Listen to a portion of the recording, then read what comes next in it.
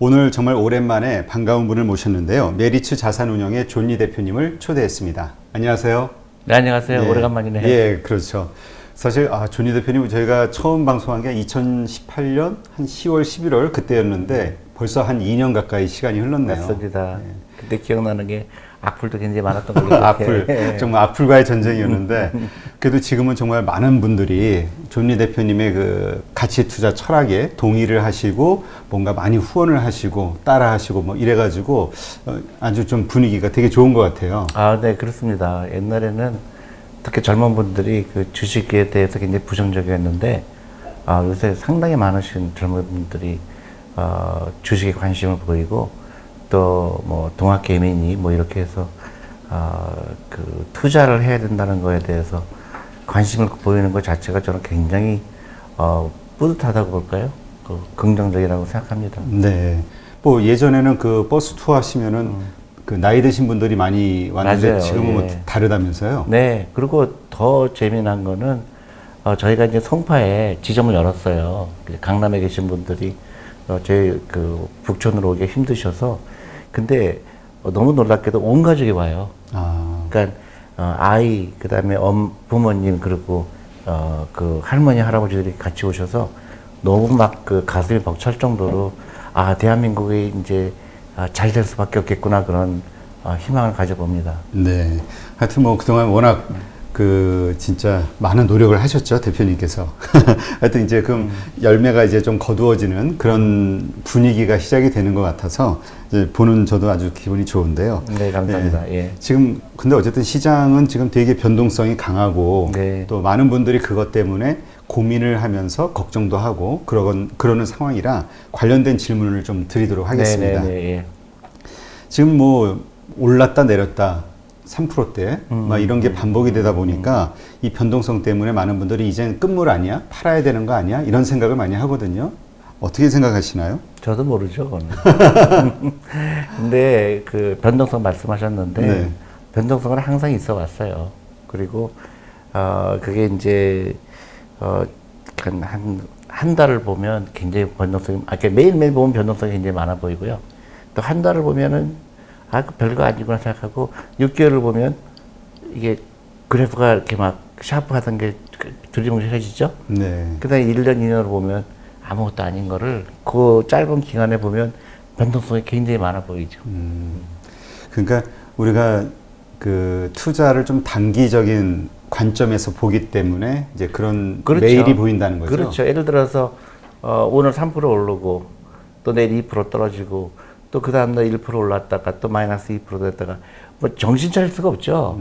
근데 한 달 지나 보면 1% 올랐거나 2% 떨어졌거나 그거예요. 근데 좀 이제 그다가 이제 한 5년으로 보고 10년으로 보면 그게 굉장히 완만하게 되죠. 근데 주식은 결국은 펀더멘털이 좋은 주식을 고르는 게 좋은 투자 방법이지 변동성을 맞추려고 하면은 실패가 될 수밖에 없다.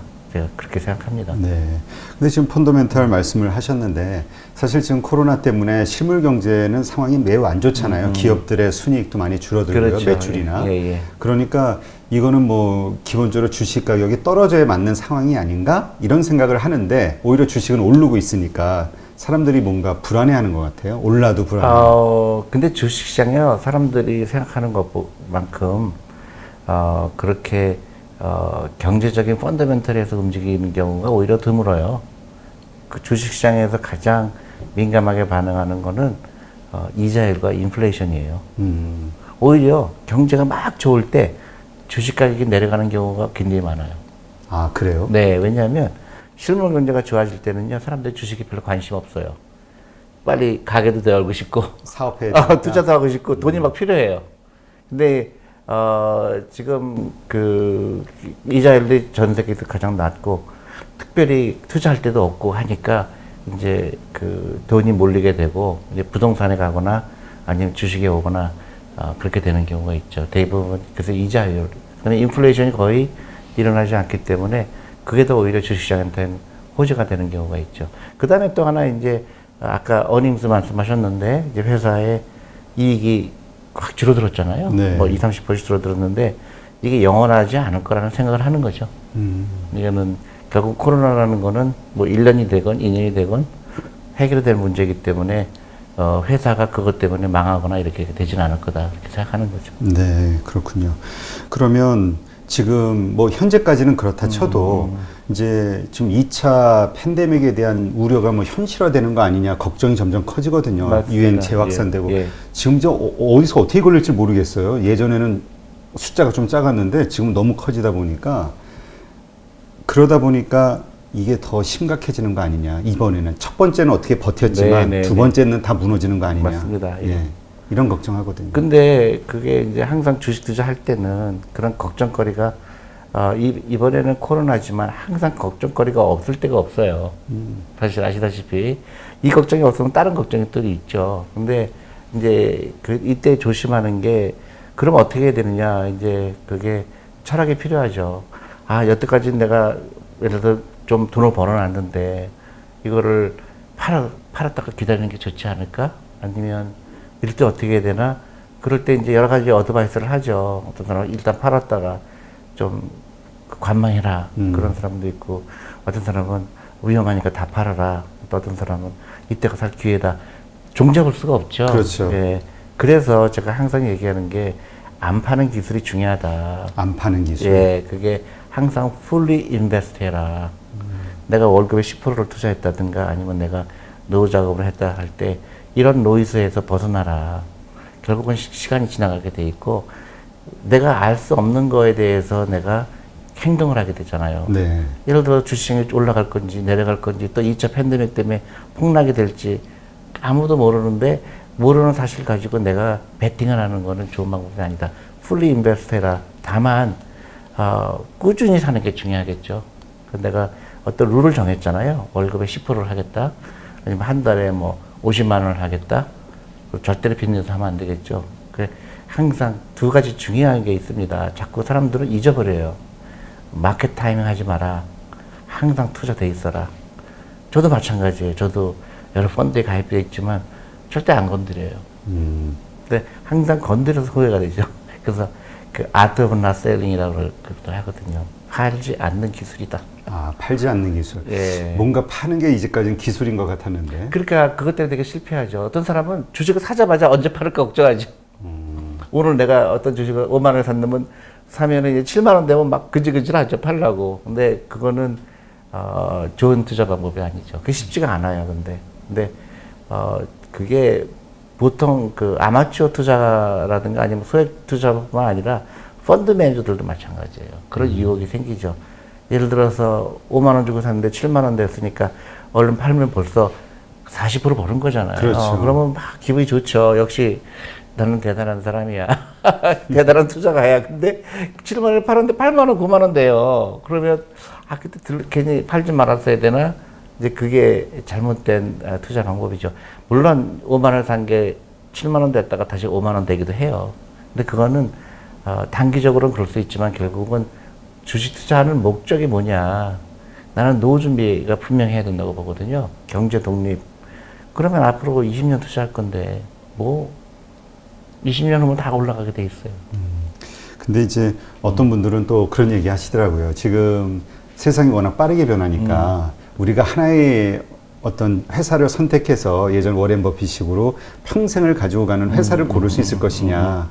그러니까 기업의 흥망성쇠가 너무 빨리 트렌드에 맞춰서 바뀌니까 이제 그런 장기 투자에 대한 물론이죠. 예. 근데 그거는 그 세상이 변했다고 그래서 이 기업이 막 그 주가가 막 올라갔다 내려갔다 그런 보장은 없고요.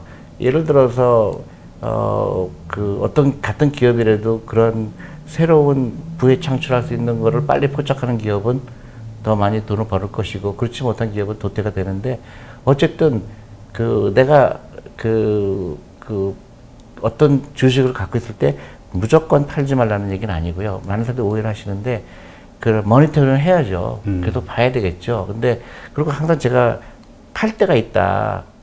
단순히 가격을 보고 파는 게 아니다. 사람들은 투자를 가격을 맞추는 기술로 생각을 해요. 내가 5만 원에 샀으니까 이제 타겟 프라이스가 7만 원이니까 7만 원 되면 팔고 다시 또 4만 원 되면 4만 원에 샀다가 또 6만 원에 팔고 이거는 저는 투자가 아니라고 보고요.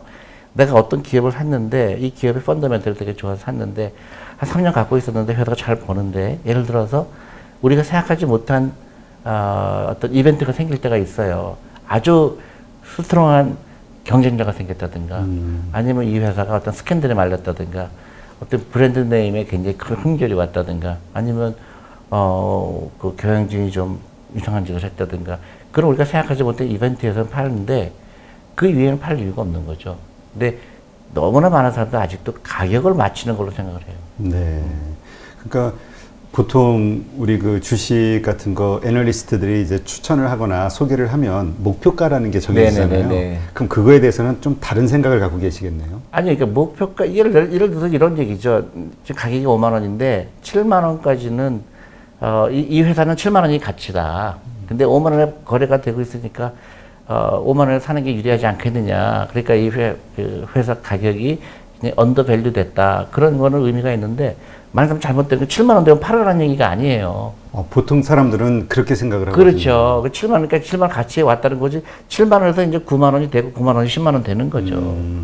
그러니까 우리가 예. 목표가를 딱 봤을 때는 그러니까 증권사에서 나오는 어떤 목표가들을 봤을 때는 그거에 가까우면 팔아야 된다가 아니라 그렇죠. 그 정도의 가치가 현재 있는 것이다. 그렇죠. 이게 이 회사의 그 펀더멘털 밸류는 7만 원인데 시장에서 5만 원에 판다고 있으니까 이거를 사시면 7만 원에 도달할 거다. 이런 얘기인데 근데 증권에서는 뭐 그런 의미도 있을 수 있어요. 팔아라. 그러고 딴 데 또 언더밸류 됐던 거를 또 골라서 사면 되지 않느냐. 그 자꾸 트레이딩을 부추기는 거거든요. 증권사는 많이 팔아야 네, 수수료가 네, 나오니까. 네. 그리고 증권사는 어떻게 뭐라 그럴까요? 아주 그 원래 샀다 팔았다 하는 거를 뭐라 그럴까요? 권장하거든요. 그러니까 요거에서 요걸로 옮겨라. 그리고 요거에서 팔고. 근데 굉장히 그럴듯하지만 대부분 그것 때문에 실패를 하죠. 네. 그러니까 그런 것도 있죠. 또 그런 증권사뿐만이 아니라 그 많은 전문가들의 그 말에 의해서 투자자들이 어떤 주식을 살 때는 스스로 이익 실현 목표가를 또 정하잖아요. 그러니까요. 예. 예, 그러니까 이것도 그럼 잘못된 거네요. 저는 잘못됐다고 생각하죠. 그건 가격을 맞추는 거잖아요. 결국은 마켓 타이밍이에요. 그러니까 우리가 골프를 칠 때 미국의 골프 선수들 보면 이 스윙 폼이 다 틀리죠. 네. 어떤 사람은 뭐 어떻게 하여튼 뭐 여러 가지인데 딱 두 가지 지키는 게 있죠. 고개 들지 않는 거, 그죠? 그 다음에 손으로 안 치고 허리를 치죠. 네. 똑같아요. 주식 투자에서 반드시 해야 될 걸 롱텀. 그 다음에 그 분산 투자. 그리고 노 마켓 타이밍. 그런 몇 가지 룰을 지키기만 하면 그게 좋은 투자 방법이죠. 네. 근데 그걸 하지 않고 막 하게 되면 이제 그때부터 무너지는 거죠. 사실 뭐 여러 이유가 있죠. 딱 보면은 더 분위기가 빠질 것 같으니까 진짜 말씀하신 더 낮은 가 지금 팔고 낮은 가격 주수가 늘어나잖아요. 예, 예. 그러니까 그 더 이익이라는 생각 할 수도 있고. 그렇죠. 그럴듯해 보이지만 인간은 못 맞춘다. 그러니까 자기가 알지 못하는 거를 알려고 하는 순간 그때부터는 도박이죠. 네. 그러니까 도박과 투자의 정확한 그게 그 구별되는 선이 그거예요. 그러니까 그러니까 뭐죠? 볼러틸리티죠. 그 변동성은 절대 맞출 수 없다. 오늘 주식이 어떻게 될지 내일 주식이 어떻게 될지 알 수 없다. 다만 리스크는 내가 컨트롤할 수 있다. 리스크라는 거는 이 회사가 내가 투자했을 때 한 10년 후에 보니까 회사가 상장 폐지된다든지 아니면 정말 아주 형편없는 가격으로 내려간다든지 그게 리스크잖아요. 그건 컨트롤할 수 있다. 왜냐면 리서치가 있거든요. 우리가 회사에 대해서 찾아가 보기도 하고 여러 가지 인터넷을 찾아보기도 하고 이 회사가 이 회사가 만드는 제품이 좋구나. 이 회사가 만드는 이 회사의 그런 브랜드 네임이 굉장히 좋구나. 그걸 갖고 투자하잖아요. 근데 내가 나보고 이 가격이 5만 원인데 지금 7만 원 되는 걸 맞추라 그러면 저는 못하죠.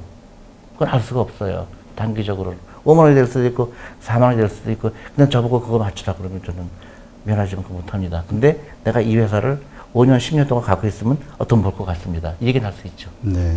그러니까 리스크와 그 변동성을 반드시 구별해라.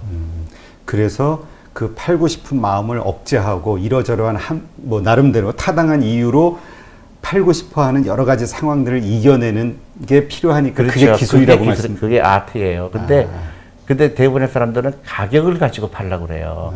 내가 5만 원 샀는데 10만 원 됐으니까 100% 벌었으니까 팔아야 되겠다. 그래서 그건 아니고 그게 아니고 내가 이 회사를 5만 원에 사도 좋고 6만 원에 사도 좋아요. 한 10만 원에 사도 좋아요. 근데 나중에 10년, 20년 됐더니 뭐 200만 원, 300만 원 되는 거예요. 네. 그러니까 그 짧은 기간에 올라가고 내려가는 거는 내가 알 수도 없고 알려고 할 필요도 없고 그래서 시장하고 좀 나를 멀리하게 하는 게 중요하죠. 제가 마음이 너무 좀 아픈 거는 이제 젊은 분들 저한테 이메일도 오고 그래요. 대표님 덕분에 제가 주식에 투자하는 거 배웠습니다. 대표님 덕분에 제가 5만 원 벌었어요. 5만 원 벌었어요. 예를 들어서 10주 투자했는데 5만 원 벌었어요. 그러니까 꽁돈으로 생겼다니까 막 너무 좋아갖고 그랬는데 걱정이 되는 거예요. 그건 지투자가 아니죠. 파는 거네요, 그러니까. 예, 그러니까 5만 원 벌고 5만 원 손해보고 그건 하나도 중요한 게 아니라 내가 꾸준하게 내 여유자금 투자했더니 나중에 그게 10배도 되고 100배도 돼서 나중에 내가 노후 준비, 경제 독립을 이룰 수 있었습니다. 저는 그 말을 듣고 싶은 건데요. 아직도 가격을 맞추는 걸 투자라고 생각을 해요. 네. 아직 대표님이 하실 일이 많네요.